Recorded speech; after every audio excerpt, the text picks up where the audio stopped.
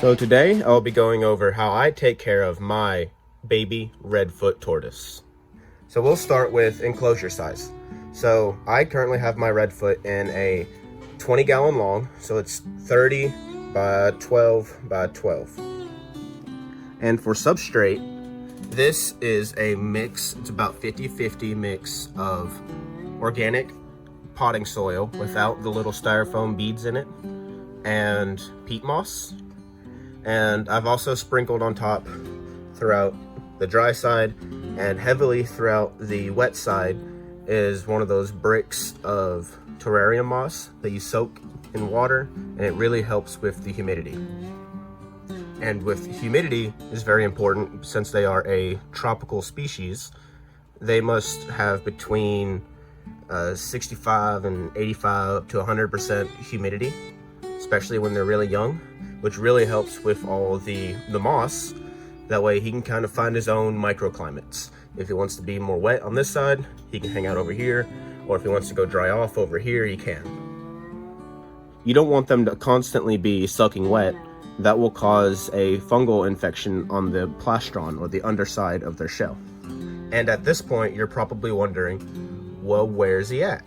And that's another important part, is especially when they're very young, you're supposed to soak them every day.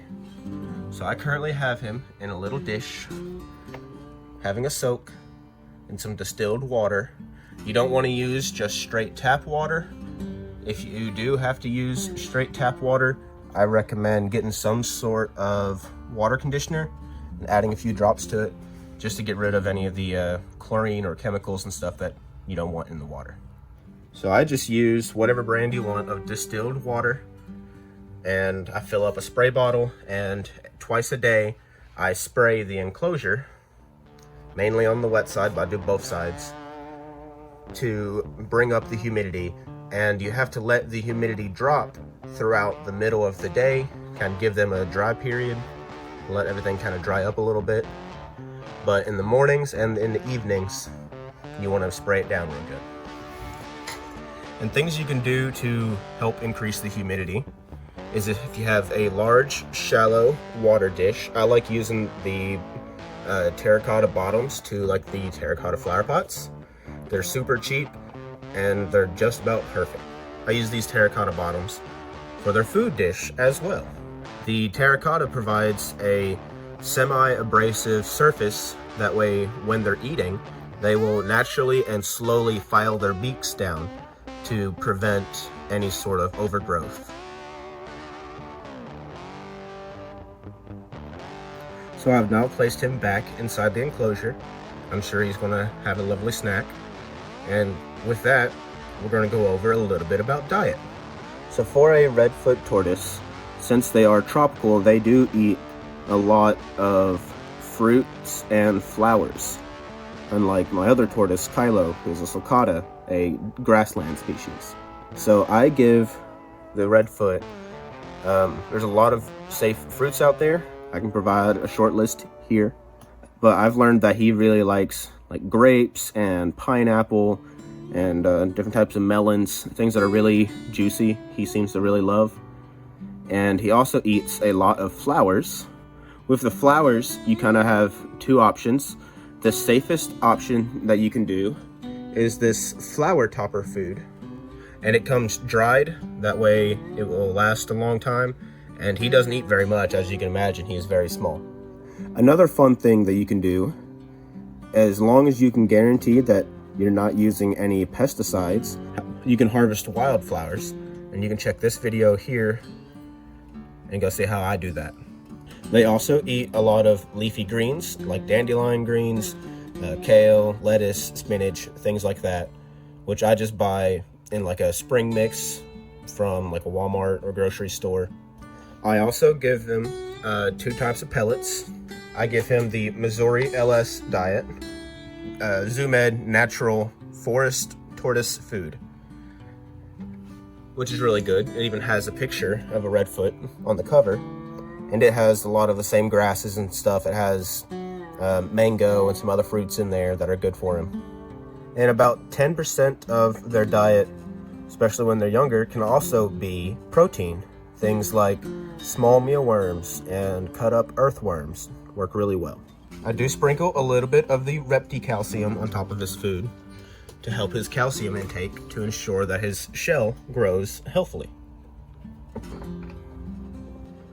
Now, if you're keeping any sort of reptile or amphibian in a glass terrarium and you're struggling with keeping your humidity up, another thing that you can do is cover the top with tin foil and the aluminum duct tape across the edges and trace out your heat light and tape everything down.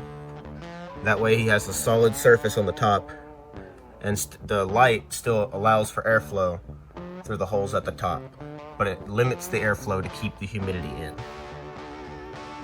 And it's important to have a hide on the cool, wet side so he can go inside there and the moss continues all the way back, and it allows for him to have a high humid, cooler place that he can go and hide in, or a hot, dry hide as well. This way he can, if he wants to go and hide and feel safe and stay nice and warm and dry, he can hide on this side, or he can go and hide in this side and stay cool and damp. And another good thing to have, especially with high humid organic setups, is you can make it bioactive simply by adding some springtails. I added springtails to the soil, and the springtails help take care of any mold that tries to grow, any leftover decaying food that gets mixed in throughout the substrate, and as well as any fecal matter or waste that your tortoise produces.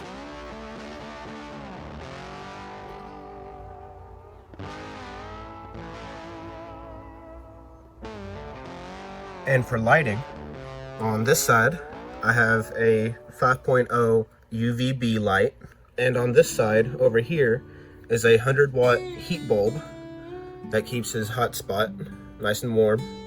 And on this other side, I have a ceramic heater that comes on at nighttime to keep his ambient temperature warm enough for him, but not too hot and cooking him. The ambient temperature sits right around 90 degrees in the middle. On the cool side, it sits right around 80 degrees and right around 100 in his hot spot. And I believe that just about covers it when it comes to taking care of a baby redfoot tortoise. If you have any questions, please drop a comment below, and I hope you enjoyed the video. Have a good one.